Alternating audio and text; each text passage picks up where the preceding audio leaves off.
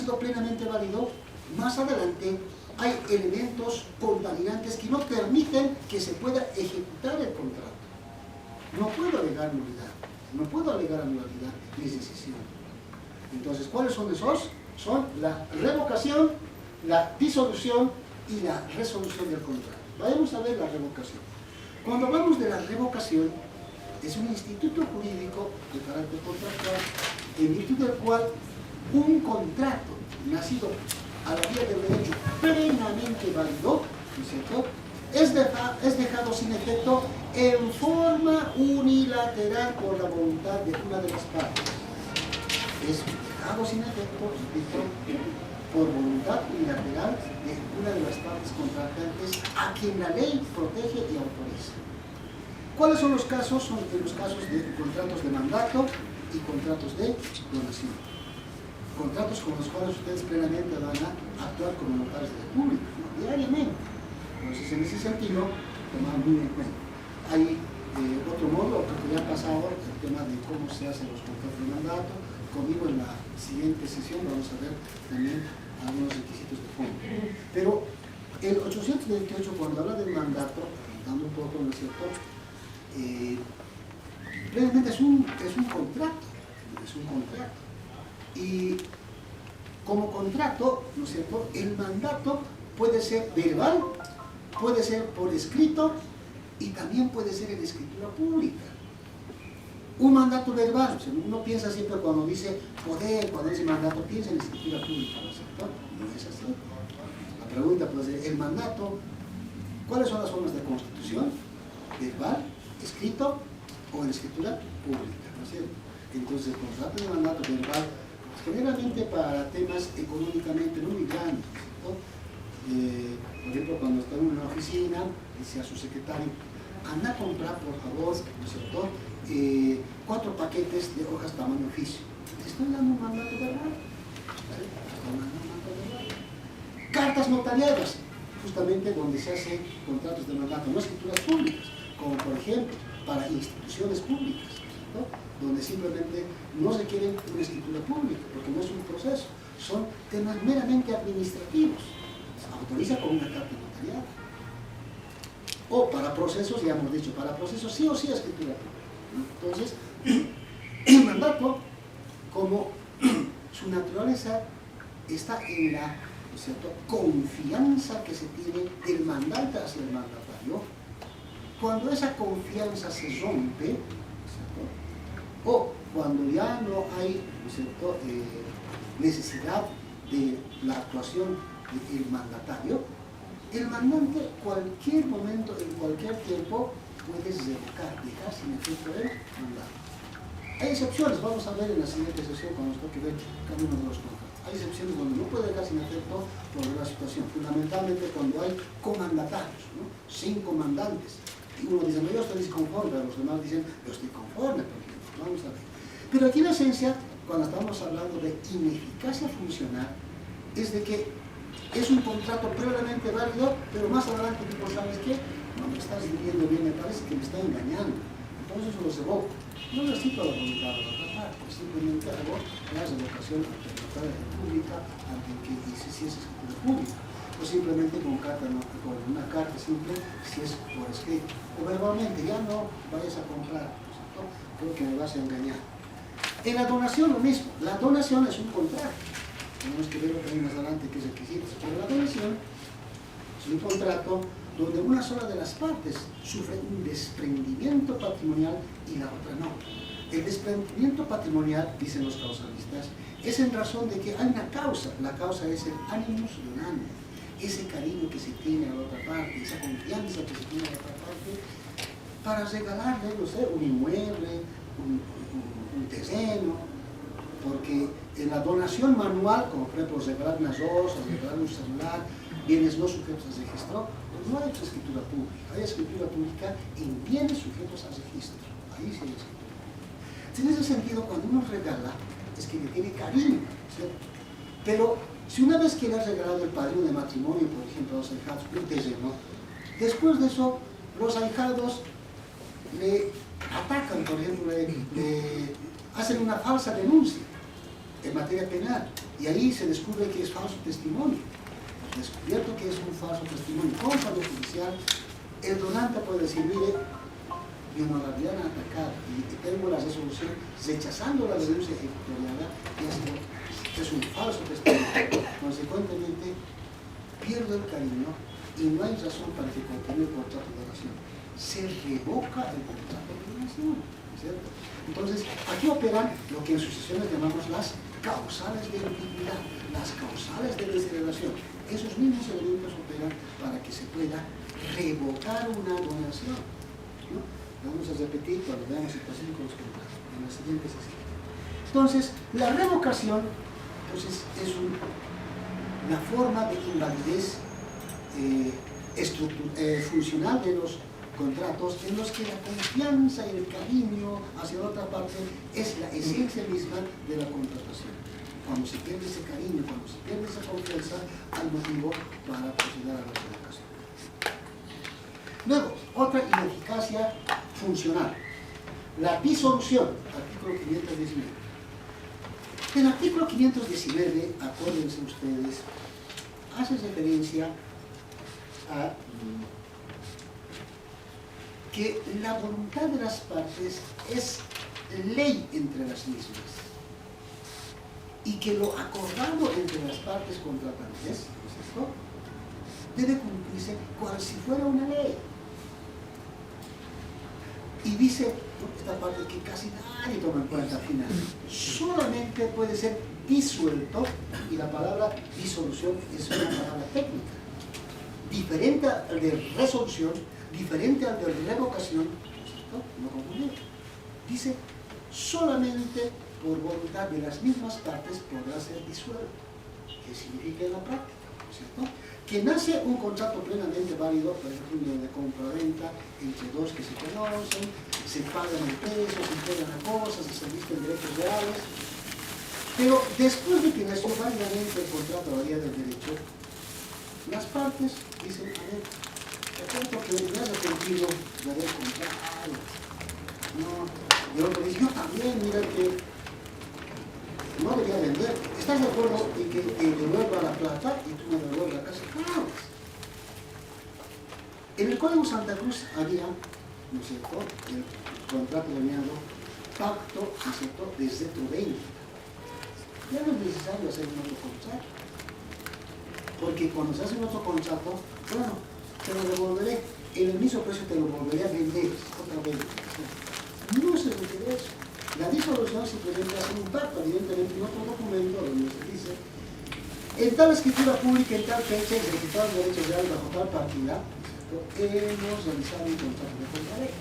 Segundo, el objeto es disolver el contrato de compraventa que hicimos para que retroactivamente regrese el derecho de propiedad a la cabeza del que fue vendido y se disuelva el derecho propietario de quien fue comprado. Tercero, señor juez de derechos reales, sí va a ser cancelar el registro en derechos reales, etc. Demás cláusulas, etc. Entonces, voluntariamente las partes dejan sin efecto el contrato, sin necesidad de proceso, sin necesidad de volver a vender. La gran diferencia con la venta, o con una nueva venta, que podría hacerlo también, es de que no se paga impuesto, porque está disolviendo el contrato, ¿no es cierto? Está disolviendo el contrato en forma retroactiva, de tal manera que esa escritura pública evidentemente irá a derechos reales y el registrador de derechos reales lo que tiene que hacer es cancelar la partida, no necesita un fallo judicial. Esa es la disolución del contrato, porque la voluntad de las partes que ha creado la relación jurídica contractual tiene la misma fuerza de ley para dejar sin efecto el contrato por voluntad de las mismas.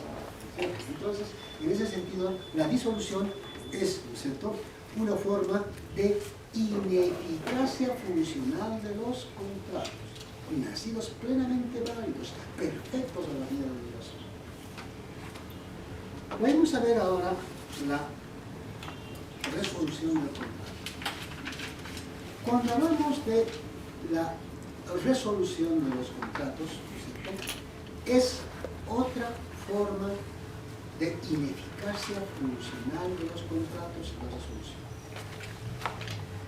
que se da, ¿no es cierto?, en aquellos contratos sinalagmáticos perfectos. Fíjense bien, la resolución de los contratos solo se puede dar, primero, en contratos plenamente válidos y segundo, que sean sinalagmáticos perfectos. Otra vez, se da en contratos plenamente válidos para la vía del derecho y dos, que sean sinalagmáticos perfectos. ¿Qué significa que sean sinalagmáticos perfectos? Que primero sean contratos bilaterales en cuanto a las obligaciones que les corresponden a las partes. O sea, que haya obligaciones coetáneas. Yo soy vendedor, ¿cierto? Y te debo mi obligación de entregarte la cosa. Tú eres comprador y me debes la obligación de pagar el precio. O sea, obligaciones recíprocas e interdependientes. A eso se llaman contratos sinalagmáticos perfectos, que desde un comienzo ambos tienen obligaciones y ambos tienen derechos recíprocamente. Solo en ese tipo de contratos se puede dar resolución de contratos. Bueno, resolución de contratos. Entonces, la pregunta puede ser, ¿cuáles son los requisitos esenciales para la resolución de los contratos? Primero, solo se da en contratos plenamente válidos para la ley del derecho. Y segundo, que se trate de contratos bilaterales sinalagmáticos perfectos. Bien, en cuanto a la resolución del contrato, ¿no es cierto? Vamos con la siguiente presentación. La resolución del contrato como ineficacia funcional se puede dar de tres clases. Una, resolución por incumplimiento culpable. Dos, resolución por imposibilidad sobreviniente. Y tres, resolución por excesiva onerosidad. Vamos a ver la resolución por incumplimiento culpable. Debemos analizar tres aspectos esenciales en la resolución por incumplimiento culpable. Se trata de aquella situación jurídica en la que en un contrato donde hay obligaciones recíprocas e interdependientes, una de las partes cumple plenamente su obligación, pero la otra parte contratante incumple toda su obligación o parte de su obligación, pero incumple voluntariamente. Incumple, repito, voluntariamente. Esa es la esencia. Y ese incumplimiento es por su culpa. Por eso se dice incumplimiento imputable al incumplido.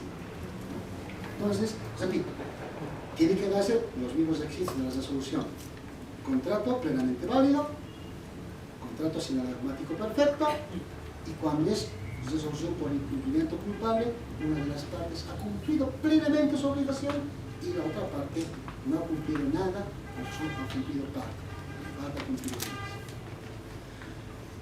En esta clase de resolución por incumplimiento culpable se puede dar una situación, la excepción de incumplimiento de contrato, conocido como en latín non ad impleti contractus, ¿no? Entonces la pregunta, ¿en qué consiste la excepción non ad impleti contractus? ¿No es cierto? No creo, ¿no es cierto? Porque no creo que haya pronuncia en latín, ¿no? Pero el non ad impleti contractus simplemente significa, ¿no es cierto?, excepción de incumplimiento de contrato, artículo 573 del Código Civil Mundial. ¿En qué consiste la excepción non ad impleti contractus? ¿Cierto? Consiste en que hay un contrato sinalagmático perfecto y, ¿cierto?, una de las partes cumple parcialmente su obligación, y la otra parte también parcialmente cumple su obligación o no cumple nada. Ahí estamos faltando a un requisito. ¿Cuál es? Que solamente puede demandar resolución quien ha cumplido plenamente su obligación. Como ambos han incumplido, una de las partes se le ocurre hacer una demanda y dice, señor juez, tenemos un contrato, presento, y la otra parte estaba obligada a cumplirme, pero el señor juez, como acompaña prueba, requerimientos notariales y otros, no me ha cumplido la obligación. Consecuentemente, señores, pido que usted conmine al cumplimiento de la obligación. Si me demandan de esa manera, y sé que la otra parte tampoco ha cumplido, el que me ha demandado, puedo poner una excepción, ¿cierto?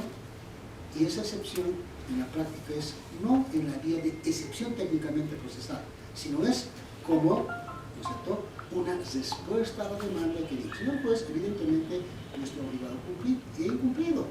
Pero he incumplido porque la otra parte tampoco ha cumplido. Consecuentemente pido, señor juez, que cumpla primero su obligación para que yo cumpla después. La excepción no completo contrato simplemente es cumple tú primero para que yo cumpla después. En ese sentido, ¿no?, la excepción no completo contratos o excepción de incumplimiento. ¿Cuál es el fundamento? Hemos dicho que las resoluciones solo se pueden dar entre personas o contratos en los que hay obligaciones recíprocas e interdependientes. Y en la resolución por incumplimiento culpable, acuérdense bien, solamente puede accionar, tiene derecho a accionar plenamente la resolución del contrato quien ha cumplido plenamente su obligación. Si usted no ha cumplido plenamente su obligación, absténgase de accionar resolución del contrato, porque la otra parte le va a decir, no la administro sus contratos o cumple primero para que yo cumpla después. Sigamos analizando la resolución por incumplimiento culpable. Tenemos resolución implícita, artículo 568 del Código Civil. Cuando se hace un contrato sinalagmático perfecto, donde hay obligaciones recíprocas interdependientes, como el contrato de compraventa, como el contrato de permuta, como el contrato de préstamo con intereses, ¿cierto?, como el comodato oneroso, ¿cierto?, porque ustedes como notas van a conocer no solamente contratos civiles, sino comerciales, y el comodato y el depósito comercial siempre es oneroso. Entonces, donde hay obligaciones recíprocas e interdependientes, se puede dar la resolución del contrato. Entonces, resolución implícita, 568. Cuando hace un contrato, no siempre tiene que haber una cláusula que diga, en caso de, se resolverá el contrato. No es necesario, porque la resolución del contrato por incumplimiento culpable es un instituto de, ¿no es cierto?, de orden público, de tal manera que si no lo coloca en el contrato, la ley ya lo ha establecido.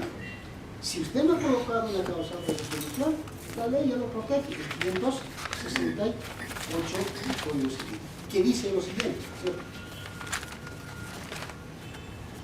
Prevé dos oportunidades que ustedes tienen que ver si ante posibles preguntas de lo mismo, ¿cierto? Resolución implícita. El 568 da dos oportunidades. O, ante el incumplimiento de la otra parte, porque usted ha cumplido, repito, ante el incumplimiento de la otra parte, usted tiene dos oportunidades. O puede pedir la resolución del contrato, o sea, dejar sin efecto el contrato, o puede pedir el cumplimiento de la obligación forzoso más el pago de daños y perjuicios en ambos casos. Resolución implícita cuando dice, señor juez, por ejemplo, he pagado todo el precio, y la otra parte, la casita se ha comprometido en entregarme en 3 meses con nuevo garaje y con la fachada totalmente pintada. Primero, no me ha entregado, han pasado 3 meses, no me entrega la cosa. Segundo, como ve con las fotografías y la fe notarial que acompaña, ¿no es cierto?, resulta que la casa sigue todavía despintada y el garaje prácticamente, las puertas están destartadas, están por caerse. Ha incumplido su obligación. Pido, señor juez, la resolución del contrato más el pago de daños y perjuicios, porque es culpable del incumplimiento. En ese sentido, dejo sin efecto el contrato en forma retroactiva. Un contrato que nació perfecto a la vía del derecho, donde yo he cumplido mi obligación de pagar el precio, por ejemplo, por eso tengo el derecho de accionar contra quien no ha cumplido voluntariamente. Esa es la resolución del contrato implícita, porque no había ni una cláusula en el contrato, pero se puso a la ley. O en su caso, ¿no es cierto?, puedo decir, señor juez, yo he cumplido toda mi obligación, pero la otra parte no. Entregar cosas, poner el garaje, pintar la fachada. Entonces, señor juez, pido a su autoridad el cumplimiento forzoso de la obligación. Puedo también pedir eso, no solo la resolución, siempre que yo haya cumplido. Y el juez dirá, ¿no es cierto?, después de las pruebas correspondientes, cúmplase con la obligación al tercer día de ejecutar la sentencia. En ese sentido, y si no lo hace, entonces se expedirá mandamiento de desapoderamiento, y respecto de las obligaciones de hacer, que es una nueva puerta y pintar la fachada, le dará un plazo a ¿no es cierto?, esa obligación, bajo alternativa de que si no lo hace, lo hará un tercero a su costa. Pasa el paso, no lo hace, se lo expulsa con el mandamiento de desapoderamiento, y la pintada de la fachada y la puerta la hace un tercero, contratamos, y la factura, ¿no es cierto?, en el proceso para que se pueda pagar por él, rematando su casa, ganando su auto, su cuenta bancaria, etc. Y es un procedimiento. En ese sentido, cuando hablamos de resolución implícita, se refiere a contratos en los que no hay una cláusula específica de resolución, sino que simplemente recurrimos a la previsión normativa del artículo 568, que nos da dos oportunidades.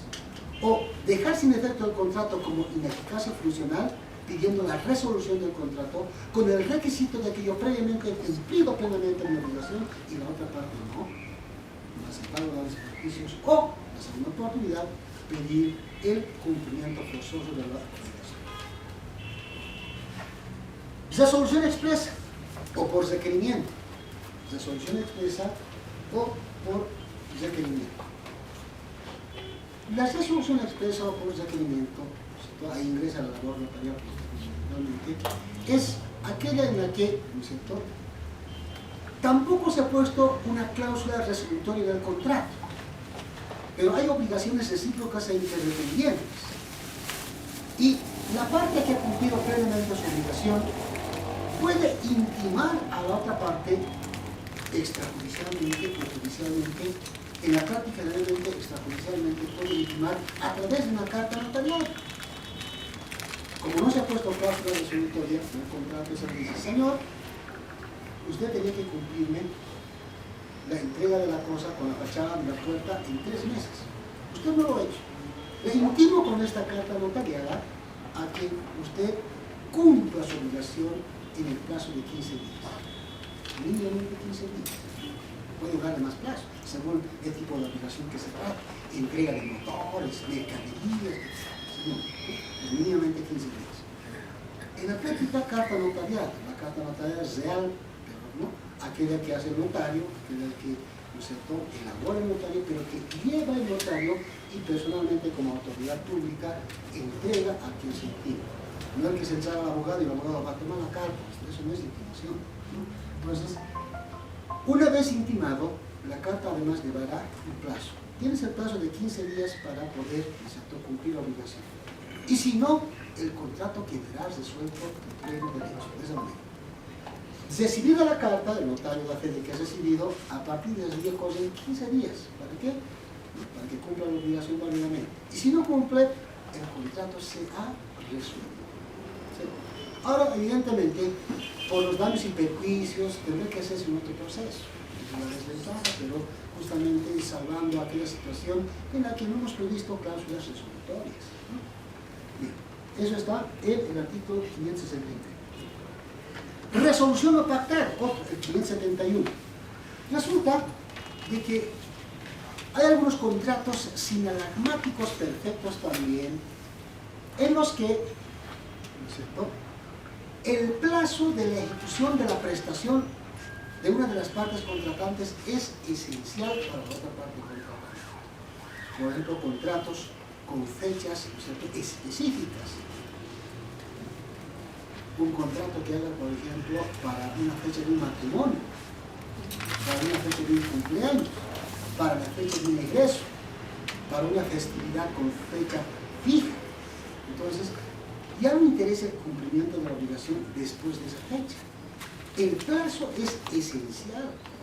Consecuentemente, si hay contratos donde el plazo es esencial en favor de una de las partes y la otra parte incumplido, el contrato queda sin efecto de pleno derecho, aunque no se haya puesto cláusula resolutoria.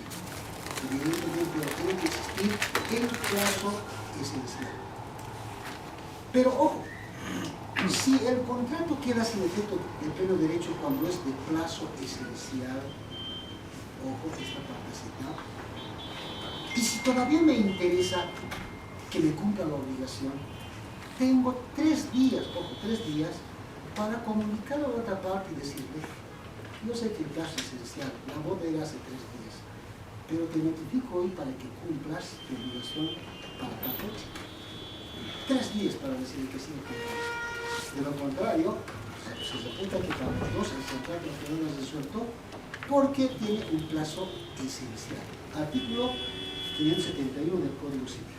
Pero ahí también, evidentemente, ¿no es cierto? Ahí también tiene que recurrirse por los daños y perjuicios al proceso judicial. Solo el tema de la resolución penal. Pero volviendo un poco atrás, la resolución por requerimiento hemos visto, pero también puede haber resolución expresa. La por requerimiento es cuando hacemos con carta notariada y lo hacemos ingresar en mora, ¿verdad?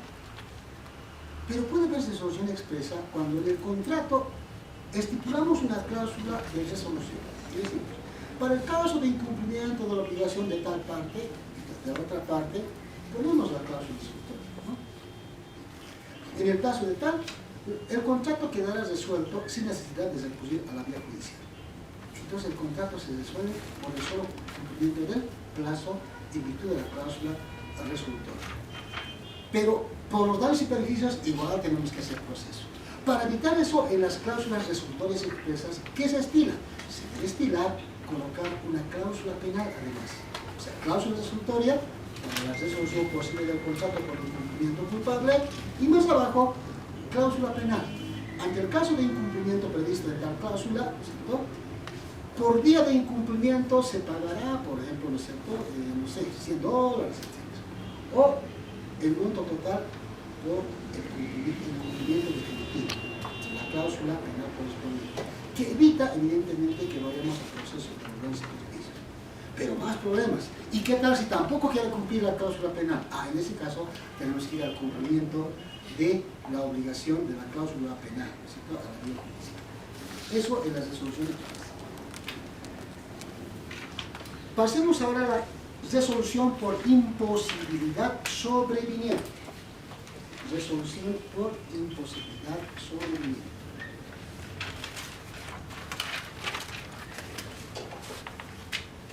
Cuando estamos con la resolución por imposibilidad sobreviniente, se trata también de contratos sinalagmáticos perfectos, nacidos plenamente a la vía del derecho, pero con una característica además especial, de que son contratos de larga duración.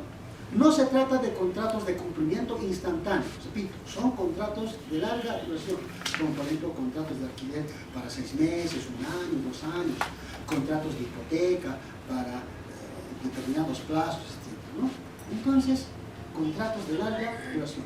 Porque si se trataran de contratos sinalagmáticos perfectos instantáneos, firmamos, me pagas, te entrego y se acabó el contrato, ya no se ha extinguido el contrato, no hay necesidad de otras reglas. Entonces, para esto, imposibilidad sobreviniente es de tipo. Primer requisito, contratos sinalagmáticos perfectos. Segundo requisito, plenamente válidos. Y tercero, que sean contratos de larga duración. Entonces, lo que pasa es que, como son de larga duración,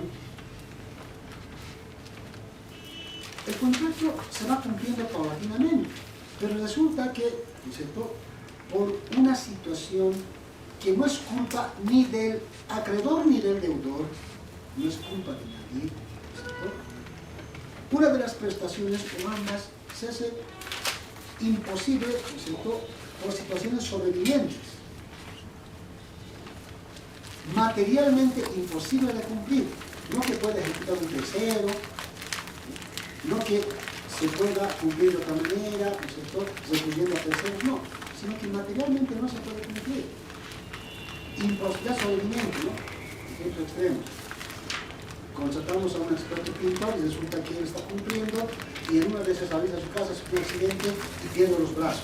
Él no va a poder pintar a su estilo, porque es un contrato inscrito persona, a menos que se trate de pintar, ¿no es cierto?, cualquier tipo de pintura, ¿no?, la fachada nada más. Puede ser un tercero, ahí no hay imposibilidad sobreviniente. Imposibilidad sobreviniente es cuando la persona que está impedida de cumplir materialmente, no por su culpa, solo él puede cumplir y no otro, de eso se trata. Entonces, esta imposibilidad sobreviniente, repito, la característica es de que, primero, tiene que ser contratos de larga duración, segundo, ni el acreedor ni el deudor tienen que ser culpables de, ¿cierto?, la causa que impide el cumplimiento a las partes o a una de las partes. Y más, otra característica que se adiciona. Cuando ahí se demanda la resolución, ¿cierto?, del contrato, si el juez decide la resolución del contrato, es sin el pago de daños y perjuicios, ojo, es sin pago de daños y perjuicios. ¿Por qué? Porque ninguna de las partes es culpable. No vamos a encontrar dolo, ni culpa en ninguna de los dos. Querían cumplir, son eventos exteriores que evitan el cumplimiento de la obligación. Imposibilidad salvaguardia. Luego tenemos la resolución por excesiva onerosidad, ¿cierto? La resolución por excesiva onerosidad es aquella situación de ineficacia funcional de los contratos también, en donde hay contratos sinalagmáticos perfectos, plenamente nacidos a la vía del derecho. ¿Pero qué? ¿No es cierto? Por situaciones imprevistas e imprevisibles. Imprevistas e imprevisibles, ojo, eso de imprevisibles es importante. Una de las partes contratantes o ambas no pueden cumplir porque las prestaciones comprometidas de contrato de la regulación también se torna excesivamente onerosa para ambas partes o para una de las partes contratantes en desmedro de su patrimonio y con un posible enriquecimiento ilícito para ambas partes.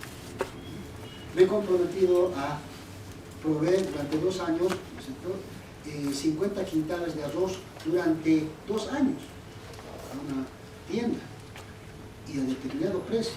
Pero resulta que después de 6 meses que hemos cumplido felices de la vida, ¿no?, hay, ¿no es cierto?, una catástrofe natural en toda Latinoamérica, ¿no es cierto?, resulta que ya escasea el arroz, una granizada que ha arrasado con los sembradíos, etc. Y no puedo aprovisionar. Pero si lo puedo hacer, puedo traer de Europa, pero el costo es triple. Entonces, consecuentemente, mi prestación, que sí la puedo cumplir, porque lo puedo traer de Europa, se ha tornado excesivamente reducido. Tengo que demostrar esta situación, que no tengo la culpa, elementos externos no imputables a ninguna de las partes y que ha tornado oneroso el cumplimiento de la prestación, que puede importar un enriquecimiento ilícito para otra parte, que puede decir, a mí no me importa, tú me cumples, aquí está el contrato, cúmplame. Entonces, evidentemente, el arroz ha subido de precio y seguramente pues, va a vender a mejores precios y va a haber un enriquecimiento desmedido. Para evitar el desequilibrio patrimonial, uno de los principios de la Constitución es equilibrio patrimonial. Para evitar este tema, justamente está la resolución del contrato por excesiva onerosidad. Principio, equilibrio patrimonial entre las partes, ¿no? Y cuando el juez decide la resolución del contrato, a menos que la parte demandada diga, sí señor juez, se ha demostrado que evidentemente no hay arroz en toda Latinoamérica y que traer de Europa, evidentemente con la peritaje se ha demostrado que es mucho tiempo. Entonces, para evitar que se resuelva el contrato, porque me interesa todavía vender arroz, voy a subir el precio. Puede equilibrar y el proceso se termina. Entonces, eso es lo que puse en el 581 del Código Civil. Y si el juez decide resolver el contrato, porque en otra parte se contrata testarudo, se resuelve el contrato de forma retroactiva, evidentemente, pero sin daños y perjuicios para las partes.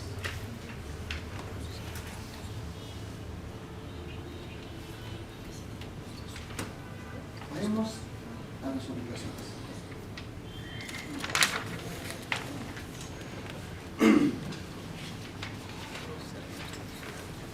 Habíamos indicado ya ayer que las fuentes de las obligaciones son dos. ¿Cuáles son las fuentes de las obligaciones para nuestra legislación?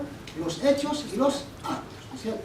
Hechos y los actos son fuente de las obligaciones o fuentes de sanciones jurídicas. Entonces vayamos a analizar cuáles son esas fuentes de las obligaciones derivadas de los actos jurídicos, a ver, obligaciones derivadas de los actos jurídicos. Y tenemos dos formas sistematizadas: los contratos o actos jurídicos y la declaración unilateral de voluntad. Repito, los contratos, todos los contratos, ¿no?, son una especie del acto jurídico. Óigase bien, el acto jurídico es el género y la especie es el contrato. Y la especie son los contratos, la especie también es el convenio. Entonces, todos los contratos son los actos jurídicos entonces. Los contratos de compraventa, donación, permuta, etcétera, etcétera, son fuente de obligaciones, ¿no? Que lo vamos a ver en la siguiente sesión, los contratos principales. Otra fuente de las obligaciones que deriva de los actos jurídicos, o sea, de una voluntad pensada, querida, prevista, son, ¿no?, la declaración unilateral de voluntad. Pero se podría preguntar, si la fuente de las obligaciones son, ¿no es cierto?, los actos jurídicos, ¿cuál sería en cuanto a la declaración unilateral de voluntad? Por ejemplo, ¿cuál sería? Ahí tenemos. La promesa de pago es una declaración unilateral de voluntad. Promesa de pago, el 956. De tal manera que no se necesita la voluntad de la otra parte a quien vamos a pagar. Yo puedo comprometerme a pagar. Y solo se necesita, para que la relación jurídica nazca a la vía del derecho plenamente, solo se necesita una voluntad. Por eso es declaración unilateral de voluntad. No necesito la voluntad de la otra parte. Reconocimiento de deuda, lo mismo. Es una declaración de voluntad donde para que nazca la relación jurídica solo se precisa la voluntad del que reconoce la deuda. Por ejemplo, alguien que ha prestado $10.000 con un documento, ¿no?, privado. Pero el documento privado se ha quemado, lo he perdido, no hay. Y le voy a decir, hermano, ¿te he prestado $10.000? Sí, claro. Te dimos un documento, pero te cuento que lo he perdido. ¿Me lo puedes firmar otro? ¿Cómo no? Reconozco que a Pepito de los Palotes le debo la suma de $10.000. No cumpliré en fecha tanto. Solo la voluntad del que declara, del que se conoce la deuda. No necesito la voluntad de la parte contratante. Por eso es declaración unilateral de voluntad. Reconocimiento de deuda, artículo 956. Más, promesa pública de recompensa, 957. En la promesa pública de recompensa o las promesas públicas de recompensa son también formas unilaterales de declaración de voluntad que hacen nacer relaciones jurídicas. De tal manera que, si uno hace una publicación en el diario que dice, todo aquel que encuentre un maletín de tales características que tenía un poco de dinero, pero fundamentalmente documentos de tales naturaleza, se les recompensará, ¿no es cierto?, con la suma de $2.000. Y el plazo para poder entregarlo en tal dirección es de 2 meses. Es una sola declaración de voluntad que crea relación jurídica con el primero que haga realidad, ¿no es cierto?, material, el requerimiento, ¿no es cierto?, de encontrar el maletín con los documentos, aunque no el dinero, por ejemplo, se lo pone, ¿no?, para que sea interesante. O puede decir con el dinero más, pero promete una recompensa. Entonces, esta mera declaración crea una relación jurídica, su fuente de obligación, declaración unilateral de voluntad. De tal manera que la declaración unilateral de voluntad de promesa pública de recompensa, ¿no?, también puede dejarse sin efecto. ¿Pero cómo puede dejarse sin efecto? Se puede dejar sin efecto solo a través de un medio igual por el cual ha sido publicado la recompensa. Si he publicado en un diario de circulación nacional, tendré que publicar la revocación de mi oferta porque ya no me interesa el maletín, pues yo ya les he puesto los documentos y todavía nadie ha encontrado. Publico y digo, revoco la oferta de recompensa toda vez que ya no me interesa, ¿no es cierto?, porque tiene que ser por un medio igual. No puede ser que yo publique en el diario y luego simplemente haga un aviso, ¿no es cierto?, en la puerta de mi casa o en los tribunales haga, digamos, una publicación. No, tiene que ser un medio igual, ¿no es cierto?, al que se ha hecho la promesa pública de recompensa. Luego el testamento, ¿no es cierto?, también es un acto jurídico unilateral. Fíjense bien. Entonces dirán, pero ¿cómo el testamento va a ser unilateral si actúa el notario de pública, los testigos testamentarios? Testamentos son formales, como lo vamos a ver en la sesión que nos habla. Entonces, sin embargo, es una declaración unilateral de voluntad. El testamento es un acto jurídico unilateral porque la voluntad esencial, central, nuclear es la del testador. Él es el que dice cómo va a distribuir su patrimonio, él es el autor del patrimonio, ¿no es cierto?, y lo suscribe, de la distribución del patrimonio, y lo suscribe. Entonces, por eso es considerado también una declaración unilateral de voluntad del testamento, un acto jurídico unilateral. Pero más, podemos hablar, por ejemplo, de actos jurídicos unilaterales. Otro, la confirmación. La confirmación no es el sacramento.